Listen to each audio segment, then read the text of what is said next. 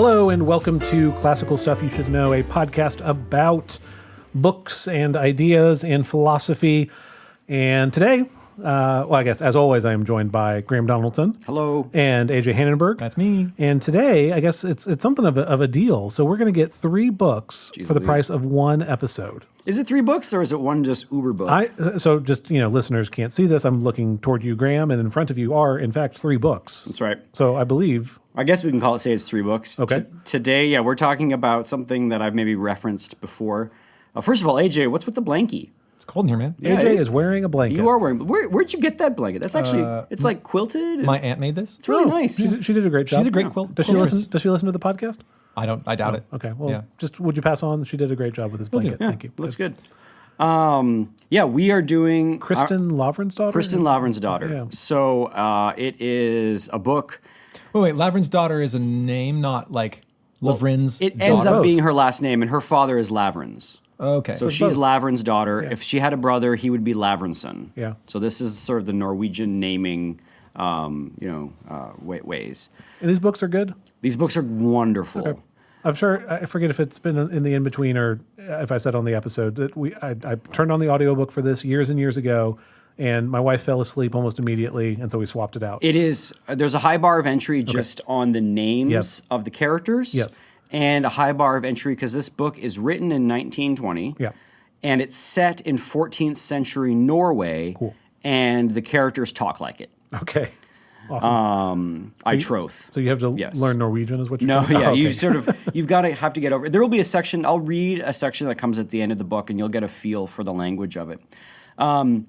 Now, I don't know, I think Kristin Lavransdatter is a wonderful book. So let me just give you the brief synopsis. It is a book that is the entirety of a human person's life. So Kristin, she is the daughter of a noble man, like noble in terms of being part of the gentry, but is not very wealthy. He runs basically a farm in the countryside and like the boonies of Norway. That's Lavran. That's Lavran? And that's Lavrans, her father. And so the book runs from like little baby toddler Kristin to an old woman when she dies. And that's not a spoiler. Because you realize you're going to get the sense, I'm going to get the whole life of this person in this book. And you sort of realize that this is going to be a whole person's life. I will say that to talk about, there is going to be spoilers in this book. It's the book is 1,000 pages long, so there's no way that I'm going to cover everything.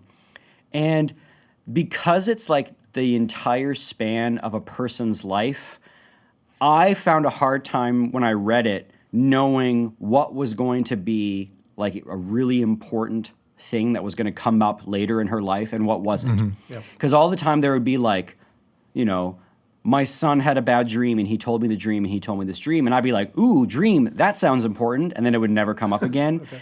And then I went on just before the podcast just to see what people were saying in their own chapter summaries. And even in the chapter summaries, they were making references to things as if they were important that I was like, I didn't think that was like an important part to the plot or the story. Yep. But this person who wrote this summary must have thought so. So it is, the book is like just filled with this person's life, and anything that could happen in the life, is there. And it's so big that it's sort of hard to really pinpoint what are what are some of the really important bits. But the overarching story is this girl, Kristin, and her father is like a good man. In fact, he may be one of my new most favorite characters in all of literature. Lavrans, I can't remember his last name. Bjorgulfsson. His dad's name was Bjorgulf. That's a great name. Yeah. So Lavrans Bjorgulfsson is just he's wonderful. He is pious. He is a warrior. He is just he's a girl dad, so he doesn't have any sons, and he just loves his daughters. He is good to his peasants. He's quiet. But he drinks, and when he drinks, he's merry, and he like drinks too much. He's like, wife, I shouldn't have drank so much, but I love everything. And then when he's sober, he's quiet. He's just a wonderful, wonderful person, and just adores Kristin, his oldest daughter. Kristin's mother is named Rangfrid, and Rangfrid is depressed. Rangfrid has had a number of male sons who have died young or died in the womb, and then as you sort of you pretty quickly realize that Rangfrid respects Lavrans and has a kind of love for him, but that their marriage is not a happy one. In terms of like their marriage is not, it is one that works, and it is one that was arranged, and it was one that was like on paper, awesome. Yep, he's a good guy, and this is going to work, and you're going to have a good life, and you're going to have a respectable life, and people are going to respect you. But you realize pretty soon on that Rangfrid and Lavrans are not like happy together. They're not dysfunctional. They're very, very functional. And there is a tremendous amount of respect. And there's a love for each other, but it is a love that has been born out of, we've both done our duty in this life. Oh. As opposed to like, my heart burns for you. Do we find out if there's some reason for that later? You do later. So, but it's pretty early that you can tell this sort of stuff in the book. Yep. Kristin is beautiful.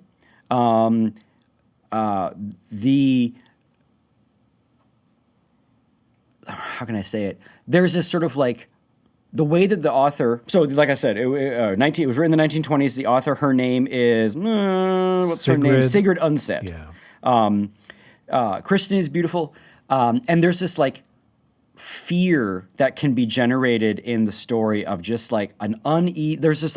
I had the first book. I had this like unsettled anxiety when I read the book because you just got the sense that you had this that Kristin was this like beautiful person who could elicit desire in lots of people around her, and you were just worried for her. Mm-hmm. Does that make sense? Mm-hmm. Like a Helen of Troy. Like there was just a beauty and an innocence of her, and she's smart, she's with it. Everybody knows that's going to be a wonderful woman when she grows up. Yeah. That you just get this fear of that she is going to be. That the desire of men around her is going to like consume. It's going to be a problem. It's going to be a problem, and you get that real early in the book. Not real early, but you just sort of as the book goes on, you just sort of realize like that's a terrifying thing. And Lavrans is protective. Okay. I would say that this book, I think it's a Christian masterpiece. Honestly, wow. I think it is a book that. Yeah, I mean, the section that I kind of want to read is the highlight at the end. I think it's just, I think the book is I don't know if I love it because as I'm reading it, it's like you just end up thinking about like life and your life and the relationships that you have and what it means to live like a full human life and the decisions you make when you're young and older. I don't know if I like it because of just like personal self-reflection or because of the book itself, but it's one of those books that I think drives people to be reflective of just life. The things that I kind of wanted to bring out. So I'm a man. Spoiler. Thank you. Okay. Cool. And so okay. I'm tracking. This is a book. I got to adjust. So this second. So this is a book written. This is a book written by a woman. Catherine, who we work with at school, friend of the podcast, and longtime listeners will have heard her voice on like episode 2. She was the only real like guest. Yes, right. Like we've had other guests, people that we've interviewed. Yeah, but she was like a tryout as like she led an episode. Back then she was a peer. Now she is our boss. Yeah, and my underling. And you're also your underling in some ways. Anyway, she was talking about it because she's like, oh, I've always heard about that book. What did you love about it? And the only thing I could think of was like, this book, along with Jane Austen, have been the two books that have made me think the most about life from the perspective of being female. Like life from from a woman's perspective, and the thing that maybe I'll float a little spoiler for the kind of conversation I want to have in the in between is I want to compare the like fullness of the Kristin Lavransdatter character to like the shallowness of Elizabeth in Frankenstein. Okay. So if you're interested in the in between, that's kind of where I want to go with that. But anyway, so it's Kristin Lavransdatter. So she's very young. Lavrans loves her. And there are no brothers. So she is, the eldest. She has a sister named Ramborg. Oh gosh, I know, poor girl. And Resistance is futile for that one. She's Ramborg, and then she also has another sister whose name I can't remember right now, who is just Ulvild? Uvhild. Yes, What that's is right. this? Uvhild. So there's Ramborg and Uvhild. Yeah. These are Norwegian names. You And don't make Kristin? fun. Oh, I'm sorry. Did we listen to your last episode with all those funky names? Yeah. And Kristin. Yeah. Yeah. It just feels like Kristin got the good one. The She good got the one. good one. Yeah. Rainfrid, Uvhild, Uvhild, Ramborg. Yeah. Okay, whatever. Himborg that's a strong name. Ramborg sounds like a metal band. Yeah. It does. Ramborg. You're just thinking Rammstein. I am thinking Rammstein. So the story goes that when Kristin is she's growing up. When she's sort of 13 or 14 years old, one of the young wards who lives at the farm, whose name is Arn Gerdson. His first name is Arn. She's grown up with him like a brother, and they love each other. Kristin, he loves her, and Kristin's kind of oblivious to love and boys. But he is so taken with her and protective of her and loves her, and he just knows I'm never going to marry her. She's a noble girl, and I'm a farm boy. It's never going to happen. But he just loves her. And there's one day that Kristin and Arn are on a walk somewhere, and Arn has to leave. He's like, "See you later, Kristin." And he goes off to where he's going. And Kristin is accosted by a priest in training, and he attempts to assault her and force his way upon her, and she fights him off. And she, the author does a really great job in that, like, it's really, you as the reader don't really know what's going on because it's from the perspective of a 14-year-old girl, and it's sort of like written as such. And you don't really know, it's like really hard to understand what's going on. But she fights off this boy, and he runs off. I think she bonks him in the head with a rock, and he runs off, and she is like ashamed and embarrassed and doesn't tell her parents. And I think she actually like ends up telling the mother of the boy who accosted her, and the mother's like, "Oh, well, let's just not talk about this," right, kind of thing. Jeez. And but it's horrible. But then Arn, the farm boy, finds out about Kristin getting assaulted and goes and attacks the priest in training. Yep. And the priest in training kills Arn. Whoa. Oh no. And so Arn, the farm boy, is killed. And then when that happens, the whole He sounded like a good chap. I know, he was a great chap. And then the whole story comes out, and then there's this scene where Kristin is coming in to see the body of Arn, and Arn's mother is there, and basically accuses Kristin of like, you were happy. She's like, "Kiss the body of my son," and Kristin doesn't want to. And she's like, "Oh, you were happy to kiss him when he was alive, but now you're not happy to kiss him when he's dead." And Kristin's like, "I'd never kissed him." Right. And then the dad is sitting there being like, "Woman, you are in grief. Like leave my daughter alone." And there's this whole kerfuffle in town, and Kristin is sent away to a monastery just to have things cool down. Okay, so she goes off to this monastery, and she doesn't know what's what. But again, you sort of get this sense of here is Kristin, who like elicits desire in people that she doesn't understand and other people can't control. And I think that is a reality of maybe womanhood that I've never thought about just as a man. Which I think, anyway, that's a whole other issue. Is she sent to the monastery to become a nun? No. She's sent to the monastery just basically to like, to go and pray and prepare for her marriage. Oh, okay. Because in the meantime, Dad has found her a suitable man named Simon. He's known as Simon Dare, or he's known as Simon Andreessen because his father's name is Andries. So he's Simon Dare. I think he's from that region. But he's also Simon Andreessen, and he is kind of a schlub.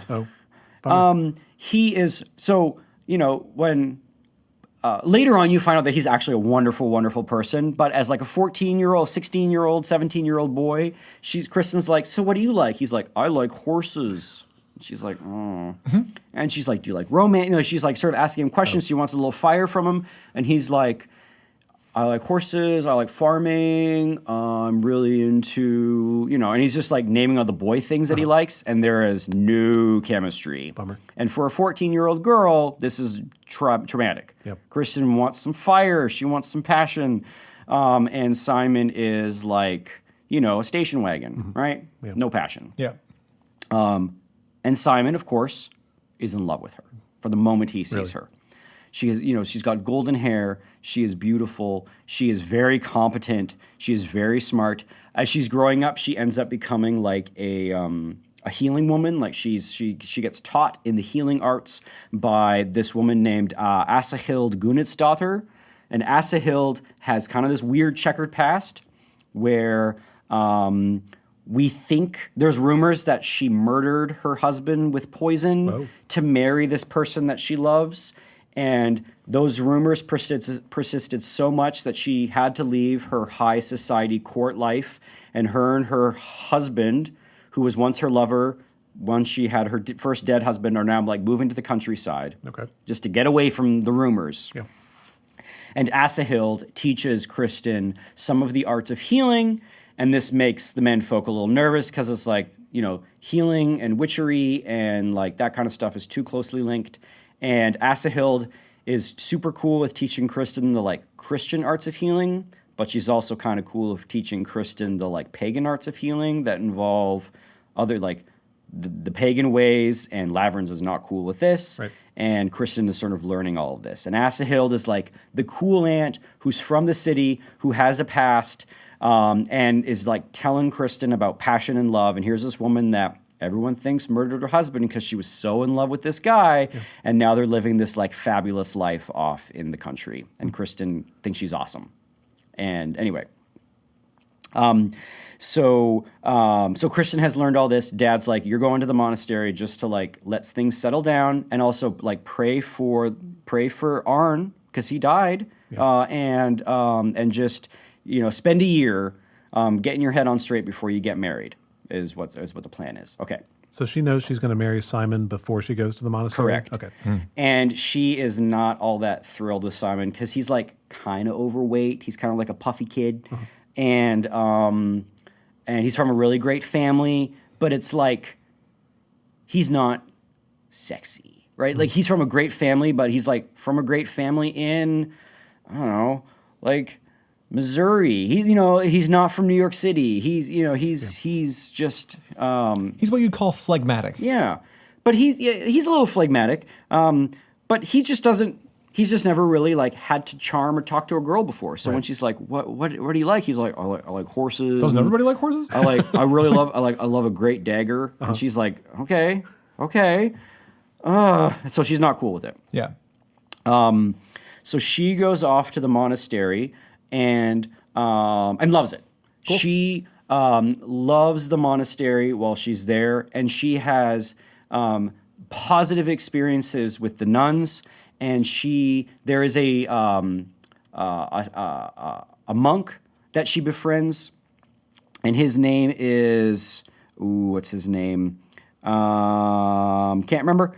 But Brother Edvin? But Brother Edvin, that's him. So Brother Edvin, he is just like this ray of Christian sunshine, and he takes a shining to Kristin, and he hears all of her, things when all of her story, and he just like inspires her and calls her to a higher life of Christian piety, and she does it. So much so that she thinks about, and she's like, oh man, on the other side of this is like dopey Simon. Right. And then so she's like, maybe I should be a nun. Oh, well. And maybe I should take up this life of being a nun. And my sister Ramborg, when she's old enough, can marry Simon. Because Ramborg would love Simon. Because Ramborg's like 7 years old and thinks Simon is kind of great. Oh, yeah. And Kristin is 16 and Simon is, 20 or whatever. Right. Or maybe even older. I don't know. And so Kristin's like, so she's sort of thinking of this idea of going into the monastery. Now, this opens up kind of a major theme throughout the story. And that major theme is, I'm realizing I'm 20 minutes in of my like preliminary summary. This is probably going to be maybe multiple episodes. Yeah. Well, you have 3 volumes sitting on the desk in front of you. But we're a third of the way through the first. One of the major themes of the book is there are two worlds that exist in our life, on our terrestrial existence. And there is the world of man, wherein it is ruled by our passions and violence, and where when we take control of it, it can we can get consequences that we didn't necessarily intend. And that's sort of the world of man, and it's messy, and there are people desire things, and the things that you desire you're not necessarily going to get, and there can be resentment, and there can be pain, and then there can be suffering, and there's also passion, and there's love, and there's like the world of man. And then there's the option of dedicating your life to God and quitting the world and going into the monasteries. And for Kristin, the draw of just quitting the world, of just being like, I'm out, and I don't want any part of this. And there's a tremendous amount of like love and respect for everybody who does this, is really attractive to her. She's like, why put myself through all of the misery that can come with marrying Simon, who I don't want to marry? Right. And if like really my life is just to marry this guy, kind of be miserable like my mom, and have a bunch of boys and like run the farm, or because of this like experience that she's had with brother Edvin, she's like, or I could dedicate myself to being the bride of Christ. I could dedicate myself to being this nun. And she's got these healing arts, and so the nuns are like, you're super useful. And so that is such an attractive option to her. And she's really contemplating this. All right. So she's kind of at the nunnery with this other girl who's probably there for like some other reason, just need to get her out of town because she was kind of boy crazy at home. And so she's going to the nunnery. So she becomes friends with this girl who's not a major character. But her and this girl are like going for a walk one day, and there was like a circus in town, I think, and a bunch of leopards were at the circus, and they escaped. No. And people were like, hey, you got to be real careful. There's leopards out there. Yeah. And the girls kind of get freaked out, and they run into the woods thinking they're being chased by leopards, and then they get lost. That's bad. And when they get to the woods, they see a bunch of like German merchants, or who they think are German merchants. They speak German, or they're foreigners. And they're like, oh, thank goodness, men to help us. Oh, and no. Mm-hmm. And they go up to them, and they're like, can you help us? And these guys are like, oh, we'll help you. Oh. And so they Kristin realizes much sooner than the other girl. The other girl's like, great, man, help. And then Kristin, who has been assaulted before, realizes like, we got to get out of here. There's nothing they can do. Sort of at the moment where it's going to be made apparent that they are going to be doing harm to these girls, a gentleman rides in with his sword drawn on his horse and saves them. Wow. Oh, hallelujah. Yes. Yeah. And he comes in. That's great. And he is handsome. And his name is Erland Nicholson. Nicolason. I don't know how to pronounce it. His name is Erland. And he is handsome. And he is, as we're going to find out, he is mirthful and jovial. He has a twinkle in his eye. He is a rascal. And he is a very complicated man, but he is just, in many ways, he is a delight. He is the life of the room. Any room he goes into, everyone's like, Erland is bringing the party. He is jovial. He is unserious in all of his affairs, but he understands the severity of everything. Do you kind of get what I mean? Yep. Yeah. So he like knows what's going on, but he is so good natured that he kind of gives off bro vibes. But in reality, he like is super shrewd, and he's also massive ladies man. So this is Erland. Up until that, I was going to say this sounds like everything I've been striving to be my whole life. Yeah, and then the massive ladies man. Is he around the same age? So no, Erland is much older. He's probably in his late 20s, I think. And he comes in and he saves the girls. Great. And Kristin is... Oh, of course. She's going to fall in love. Full on awooga chakas. Right? Like just cartoon heart eyes out of her head. Right? She knows him because he is a big name. Oh. He's a knight. Okay. He is like... He's related to the king in some way. Wow. He is reckless and handsome. Is he married? No, he's not married. Okay. No, he's not. Kristin falls in love with him, but like, sure, She's not going to do anything about it. Right. She's 16. Right. But he saved her life. This is everything you ever wanted in a storybook from a man. Yeah. And you can just, and he wears, they mention a lot that he wears his clothes really well. Oh, okay. And he's wonderful. Now, he's teasing and charming, and he teases and charms the girls right there. And the other boy crazy girl was like, I'm going to marry that guy. Right. And then Kristin is like, yeah, he's something. And it's obvious that Erland sees Kristin and sees how beautiful she is. Okay. Kristin realizes that there have been rumors around Erland. It takes a long time for her to realize what has actually happened because she just hears little swirlings and rumors. But I'll tell you the actual thing that has happened. Erland, as a younger man, fell in love and had an affair with this woman who was married to an old, like, half-dead, like, doofus.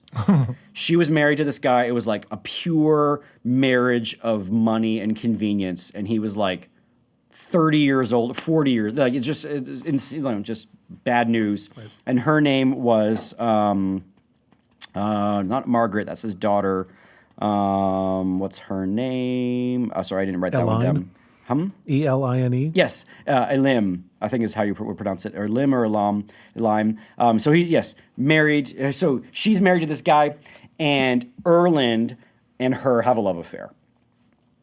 And old man dies, and is that correct? No, he may not be dead. They have a love affair, and she has 2 bastard children with Erland. And she has a daughter named Margaret and a son named Orm. Okay. And so has 2 bastard children, and because of it, Erland is excommunicated from the church. Whoa. Ooh, Yes. whoa, Wow. Big that's deal. a step. Yeah, seriously. Because he was having bastard children. He's noble. Yeah. So this isn't just like a peasant. So this is like a big deal. And he lives in an excommunication for a while because he was supposed to go and like repent at the bishop. And he's like, who has time for that? He's like one of those guys. Right. And he's like, you need to go to the bishop. You need to confess your sins. You've been doing this terrible thing. And he's like, I'm busy. I'll do it later. Wow. I've got stuff to do. The hunt is on. And he basically, the bishops get so frustrated that they excommunicate him and he can't take communion. And he's like, I guess I'll get my bread elsewhere. Like, he's one of those guys, right? Sure. Right. And so, he's this rascal. So this is what has happened. So he's had these bastard children, and he had promised Elim that he would marry her when her husband died. So husband's still alive, but estranged and bastard children, and it's a whole scandal. Yeah. Sure, yeah. And he promised her that he would marry her when husband died. And she's off in the north, and Margaret and Orm are like growing up without a dad, and Erland is being a rascal, and he's on the king's errands, and he's like being part of skirmishes, and he's fighting the Russians in the north, and he's coming back, and now he meets Kristin. So he's not cool. Yeah. He sounded awesome at first. He's not cool. He makes bad decisions. But the best part about this book is like, people aren't good, people aren't bad. There are people who make bad decisions, and they have no really great characteristics, Kristin included. Even though that she is a very attractive character in terms of her quality of character, there are things in her character. She has a central flaw, and that is holding grudges.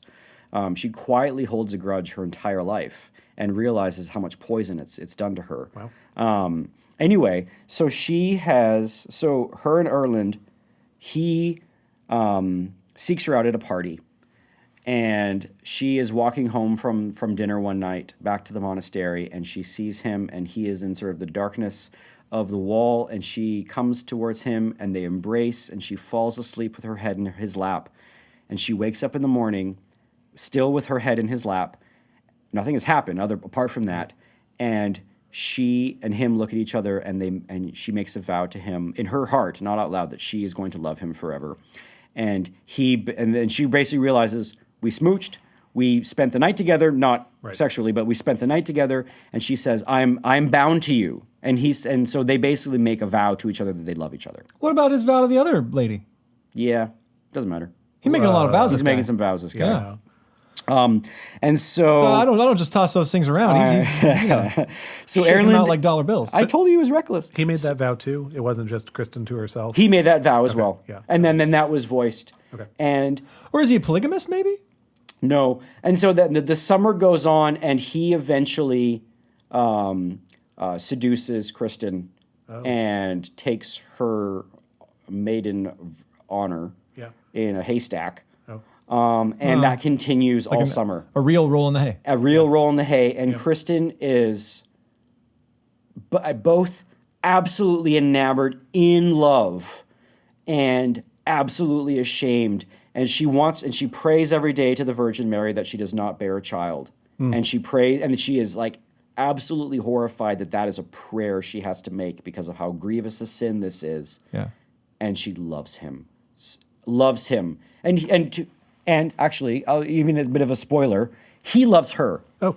And his bond Well, I mean, for good for Kristin, him, right? Like- his bond for Kristin forever for the rest of the book is true and strong in there. He's still a dope, Yeah. and he's still a rascal, and he makes bad decisions, and he's going to make worse decisions in his life. But the bond and tie that he has to Kristin is real, even though he's like not going. There's infidelities. Even so, this is all while her. Kristin's still at the monastery. This is all it's Kristin. She's 16-year-old, and he's like late 20s. That's also gross. But anyway, it's the Middle Ages, whatever.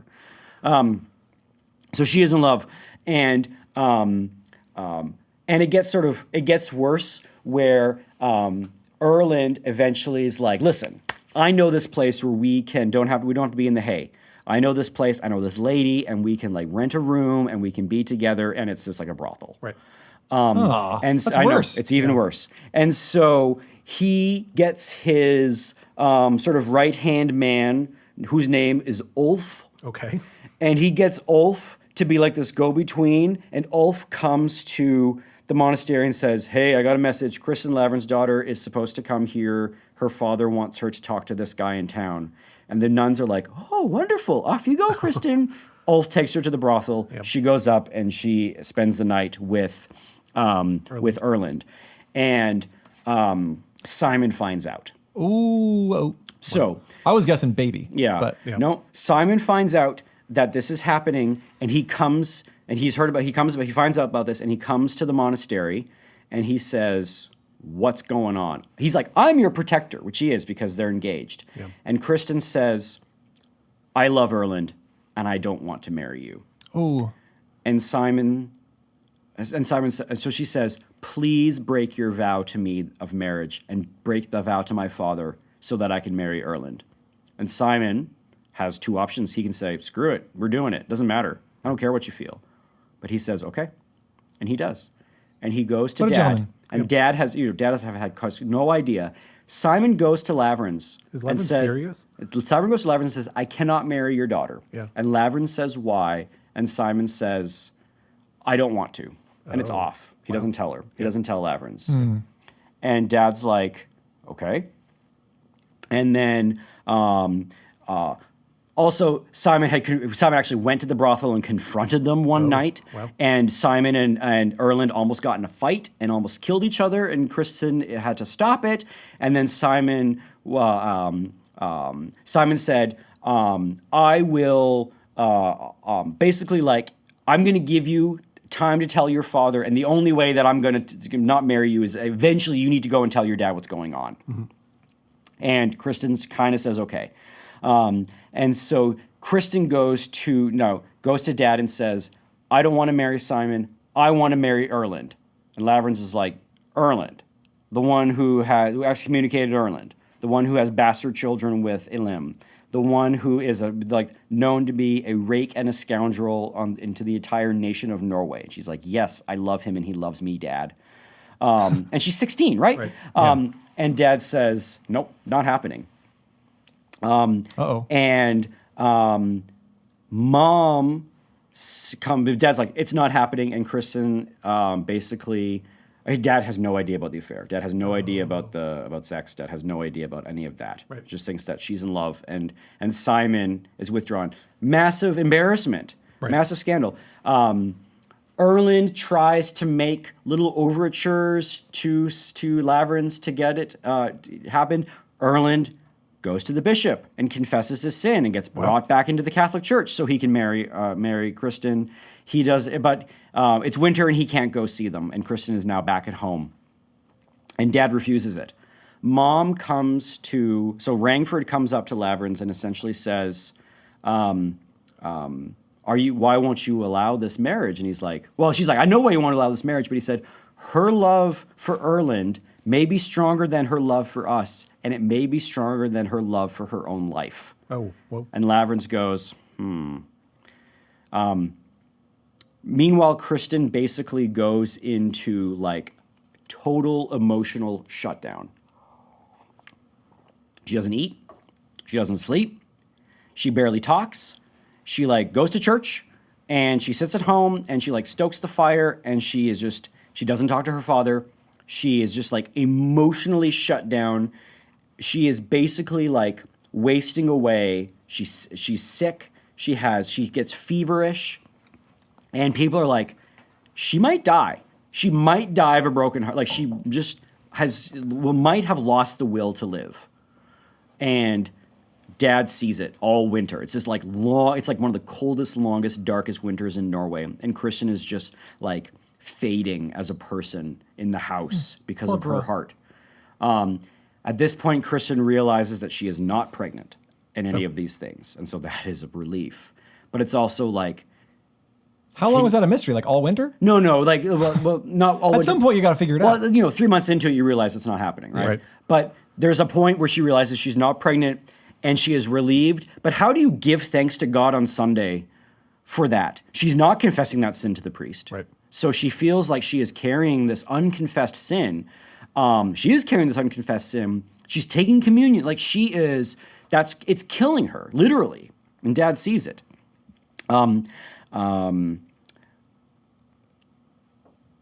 Shoot, I lost my train of thought. What I was going to say next. Eventually, Dad relents and Dad consents to the marriage. Just to save his daughter's life? What happens before? Oh, before he relents and consents, Kristin is going to go somewhere. I think she's going to go visit family or going to go visit somebody. And but really, she was going to sneak off to marry Erland. Oh, wow. So she concocted this whole plan to sneak off and marry Erland. And so off she goes. And Erland has got Asahild as to help this thing happen. Asahild, the like witch doctor lady. Yeah. And so Asahild's like, oh yes, let love reign. Let your true love reign. And this, she's basically one of those like kind of romantic about it. And she's like, of course we'll sneak you off to get married. And this is so delightful. And like, this is what life is. Is just giving in to one's, loves. And while Kristin and Erland are getting ready to run away and get married, Elim shows up at the house, the woman. The woman, yeah. And she says, what the heck? my husband is dead. Oh. I have come to redeem my promise. Okay. And Erland's like, got some news for you, lady. Oof. I'm marrying Kristin. And we're running off to get married. And Elim, there's this incredibly tense scene. And Kristin is like mortified. She's absolutely horrified. And she's like, she realizes the intense wrongness of everything. But she feels like because she has given herself bodily to Erland, that is the only man she can now marry and the only person she can ever be with for the rest of her life. Because she has given herself in body and now she needs to give herself in heart and vow and honor and word. But she's at this point where she's like, I don't even know what I've gotten myself into. And there's this scene where Elim is basically like holding this vial of poison, and she says, Kristin, if you drink this, it will end. Then you don't need to worry about this. And there's this point where Kristin's like, maybe I should just drink it. Wow. And she's about to drink it, and then Erland stumps in. And she's basically like, the Elim is basically like weaving this neurotic spell around Kristin, and where Kristin is like almost reaching out, thinking like the drinking the poison is actually going to end the horror that this is. Elim sounds like a keeper. Elim is nuts. Yeah. And Kristin is just like, I wonder how her husband died. Kristin is absolutely That's a good point. Racked with guilt of how much this has just wrecked her dad. to the point where she's like reaching out and thinking of drinking the poison, and Erland comes in and he's like, stop this crazy lady, and he knocks the poison out, and he takes out his dagger, and she takes out a dagger, and she kind of goes after Erland, and then Erland very easily like deflects everything, and then Elim takes the dagger and kills herself. Whoa. And then she's dead on the ground, and Erland's like, we gotta clean this up somehow. Was it just the three of them there? Like no one else? Asahilde and her husband. Oh, okay. The husband that she married by maybe murdering her old husband are there. They Cool, also cool, see cool, this. They're all in the room. Super great crew of folks right now. Yes. Everybody's And the thing firing is, on all like, cylinders. Kristin is now in this. She's just like the world and the people that she's now traveling with. This is bad, and she's just a trembling 16-year-old love-struck girl in the corner. Yep. And there's this dead woman on the ground from her own passion, having stabbed herself. Basically, Erland and the man and the other guy concoct a crazy story and wrap up the body and bring it to the church and go and tell the church, like, hey, this thing happened, and everyone buys it, and it's done. Okay. Everyone buys it, that this woman killed herself in front of them, Yeah. which she did. Yeah. But they don't know the whole rest of the story. And they basically, like, get Kristin home. And when Dad was like, oh, how was visiting your aunt? Kristin's like, it was fine. Doesn't Right? say And goes into her room. Yeah. And no one knows about this. He never knew that she ran away to get married. Crazy. Yeah. Eventually, her emotional warfare wins on her father. And the thing that tips the scales is they had a third daughter, Uvhild, and she is just like a beautiful, happy child. And and around this time, they were doing some remodeling on the farm, and a beam fell on a little Uvhild and crushed her back. And they just happened to save her life, but Uvhild is very weak and lame and is in pain, Right. constant pain. Yeah. And this does not help depressed mom Rangfrid. Maybe this is actually going to be a three-parter because I'm about to get done book one. Yeah. This is only book one? I know, This this is is book book one. one. Jeez Louise. This does not help mom. Well, I guess we're still young. We're not I even know, married, and it's she's a whole life. 16. Yep. This is does not help depressed mom, and mom and dad basically spend their days fasting and praying for Uvhild's life. And Uvhild can kind of like struggle through. So the Uvhild's injury had happened a while ago, and she sort of like is living this sort of like very crappy life. And Uvhild is probably going to go to a monastery and become a nun just because she's never going to get married. And mom and dad spend and Uvhild is getting sick at this time when Kristin is doing her like emotional scorched earth towards her father. Yep. And Uvhild is fading in life and is dying. And dad is watching his daughter die. And she's never going to be the one thing that the daughter wanted was to get married one day. Yep. And she loved the hope chest, and she would always wear the big dress, and she wanted to get married one day. And now daughter is dying, never going to get married. And Kristin is praying that if God would save Uvhild, and that if Uvhild could grow up and marry Erland or marry anybody, that Kristin would go and dedicate her life to the monastery. And that is her prayer. And so she prays this, and mom and dad are praying for Uvhild, and Uvhild dies. And so they bury Uvhild at the church, one of those big black wooden North cathedrals. You know what I'm talking about? I don't think so. But It's almost like, if you know Suji ban, you know that technique of burning wood to keep it preserved from the elements. Google like black Norwegian church, medieval church, and you'll get a picture of it. all right, I can show it to the two of y'all. Yeah, but yeah, and then people at home can Google it around. Yeah, Take my word exactly, for it, that but- kind of thing. They've got a special name. Oh, I've seen those in horror films. Yeah. That's for sure. imposing. Yeah. So they have the church like that, and Uvhild is buried under the steps of it, or in like the crypt. Poor girl. Yep. Yeah. And so this is the thing that basically turns turns the tide of dad's heart. Was it more like is he giving up basically? He's basically he's giving up. He's like, you win, girl, you did it. Let me see. I'm just making sure I've got everything. Because Kristin hasn't like second guessed her relationship with Erland at this point. Like even with Erland's old. Of course, But she's given herself. Yeah. I guess. The vow, she is, and yeah. this is where I think this is why I think I love the book so much. Is like no one is kind of this like one-dimensional character. Like the conflict between the love, Yep. maybe the sunk cost fallacy, but also the love that she has for Erland. And remember, Erland has noble qualities and characteristics. There's going to be things that Erland does in the future that you're like, that is a good man. And then there's going to be things where you're like, I cannot, this person is the most frustrating, he is a terrible person. Like, and Kristin is just enraptured with him and loves him and has given herself to him, body and soul. But she doesn't know the fullness of everything. She doesn't know the fullness of the story. And then like this person comes in and kills herself, and Kristin is just traumatized. And again, it's basically like everywhere Kristin goes, like she basically elicits That and response. stirs up the passions of the world around her. And she almost like she can't help it when she's younger. And this is, she's going to bear this grudge against Erland forever, that you took me to a brothel? Like, what the heck? That was not cool, but I love you. You are my husband. Well, they're going to get married.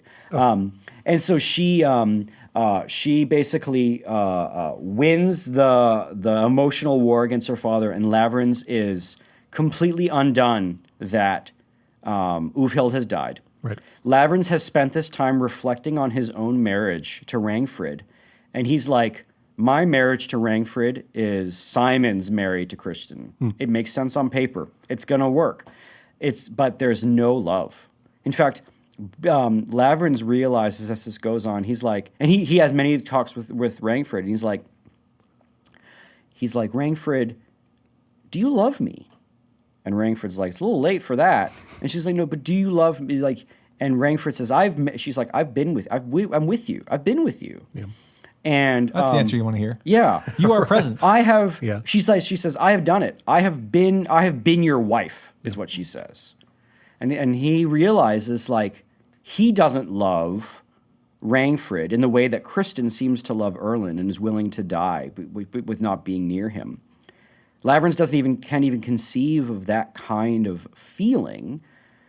He doesn't think it's good. Right. He doesn't think it's wise. He does not think it's a good idea for Kristin to marry Erland, but he consents because he loves his daughter. Right.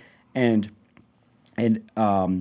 so it happens. So yeah, and so he sends a word to Erland, and Erland's like, sweet, hot dang, I knew it was gonna happen. Rock and roll, let's do this thing. He rolls in with his train. He's got his bros. He rolls in. They negotiate the dowry and the land and all that kind of stuff, and it's gonna come out real good for Kristin because Erland's like a lord. Like Erland is high up, and this is going to be great. And everyone in the small town is like, really, Erland Nicholson? Like, Really? dude's a rake. Yeah. And they're like, I knew that girl was trouble. Remember when she was sent to that monastery? Remember when Arn died? I knew that girl, like, she was a hussy. I knew people basically had little rumors. And this is going to be another major theme of the book, is just like unfounded rumors of infidelity surrounding Kristin, and it's not fair. And it dogs her. And the only reason it dogs her is because of how beautiful she is. And it's not, she can't do anything about it. And the town is like, remember when Arn died? Remember when she gets sent off the monastery? Who knows what happened there? Now she's with Erland Nicholson, and she got Lavrans to consent to the marriage. Like, she knows exactly what she's doing, right? Like that kind of stuff. And Kristin does not know exactly what she's doing.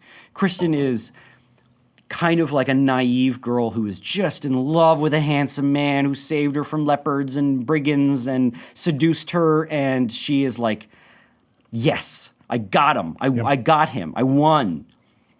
Okay, he comes in. When the marriage is basically Erland has moved in, or he's come to prep everything for the marriage. He can stay in town. He sleeps with Kristin again. This time she gets pregnant. Whoa. Oh. And she realizes it. And the whole wedding happens. And Kristin is so sick in the first trimester. And she goes to Asahild and is like, she's absolutely nauseous, and she knows she's pregnant, and she's mortified and humiliated, and she is supposed to stand in front of God and her mother and father wearing the vestments of the virgin woman to be married. So there's this whole tradition of when you are a virgin and when you are unmarried, your hair is allowed to be down, and when you marry, you marry with this golden crown, like flower crown. Yep. And that is a sign of your pure virginity.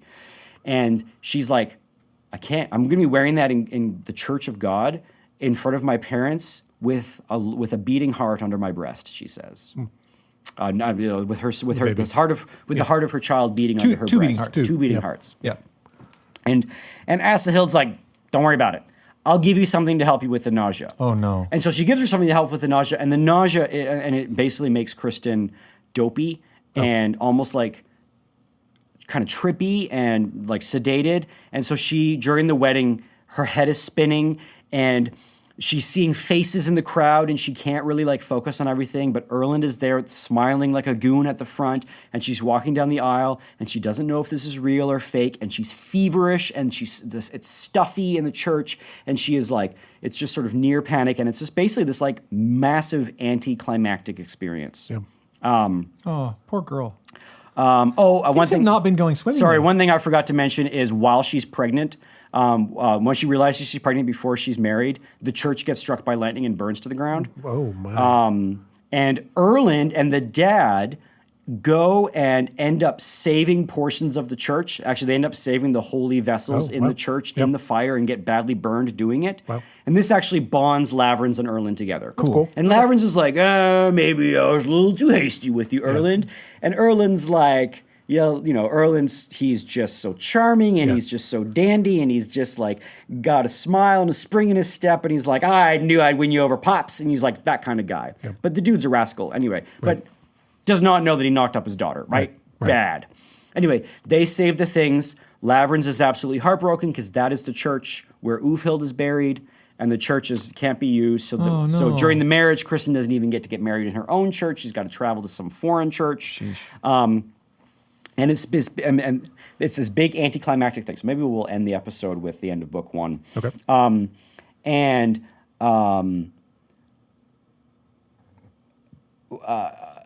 Finally, part of the wedding ceremony is dad and mom take the daughter, the newly married daughter, virginal daughter, to the wedding chamber, the bed chamber, and they remove her beautiful wedding dress and they take off her virginal crown and they lay her in the bed, and then they wait, and then the husband comes in and they basically have a like handover from parents to husband.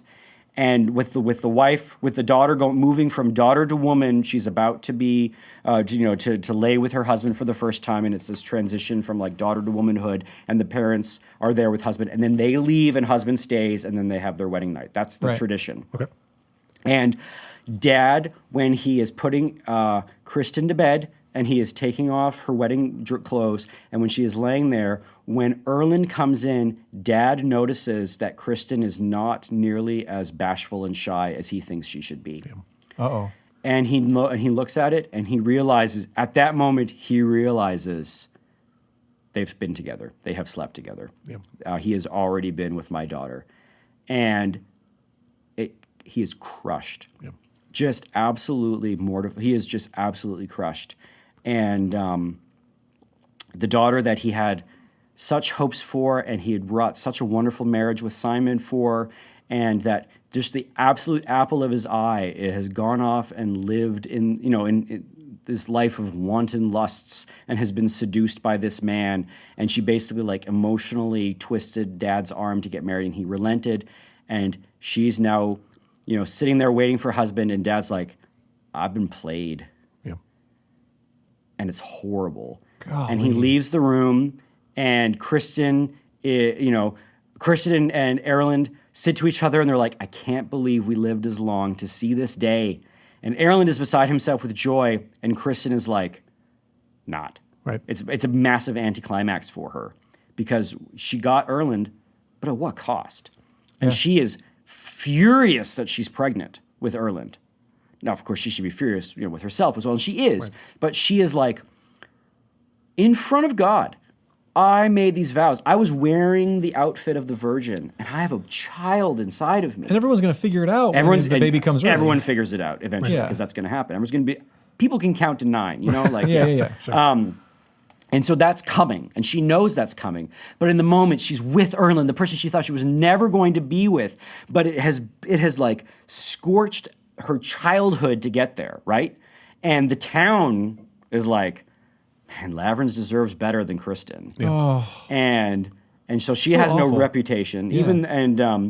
But even though, so like the opinion of the outside town is such that Kristin's kind of this like hussy, but the reality of Kristin's heart is the torment of the sin. And she's like, she has the like, I just wish maybe I could just quit the world and become a nun and get out of this world of passion and pain. But now she's married, now she has a child, and she's going to be a mother. Yep. She is terrified that God is going to punish her with the child, that the child is going to be sick. There's an old legend that if a woman who is married a pregnant woman is close to a church that is on fire, that it is going to scorch the child, and the child is going to be the devil's child. Oh. And so she's convinced that she's going to give birth to the devil. Wow. Like she's convinced that the child inside of her is a demon that is going to kill her and is going to wreak havoc on the world. Let's hope not. Yeah. Let's go ahead and pray that that's not the case. Anyway, so that's she the- has this child, and she's like super conflicted about it, and she's praying to Mary that this child is just like normal and healthy and good, but she is convinced that she is going to give birth to a terror because of her sin and because of everything. All right, Lavrans kind of regrets the marriage, but he, but at this point, to the end of book 1, Lavrans is with Ragnfrid.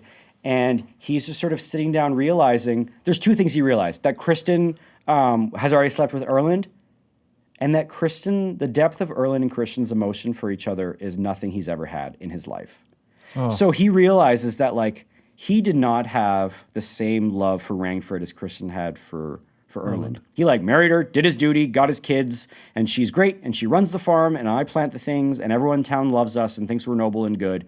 And Ragnfrid is kind of like struggling with depression because she's had a bunch of dead sons, and then it turns out Ragnfrid herself had been in love when she was young. Oh. Wow. And was not allowed Poor Lavrans. and was not allowed to marry the person that she loved, and had given herself to him, and he died. The husband had died, or the lover had died. Given herself to him in Sexually.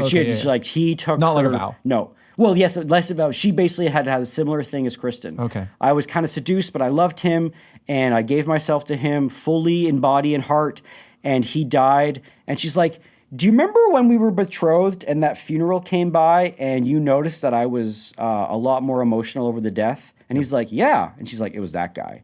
And he's like, huh, you don't say. And he said, so Lavrans like,